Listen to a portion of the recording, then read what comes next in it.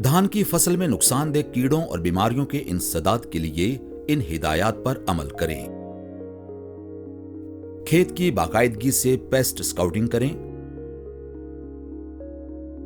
पत्ता लपेट या तने की सुंडी का हमला अगर मुआशी नुकसानदेह हद से ज्यादा हो तो ज़राई माहिर की मुशावरत से स्प्रे के लिए जहर का इंतखाब करें। बकाइनी का हमला नजर आए तो मुतासरा पौधों को फौरन निकालकर तलफ करें। धान का भभका से बचाव के लिए गोब से लेकर दाना बनने तक खेत में पानी खड़ा रखें।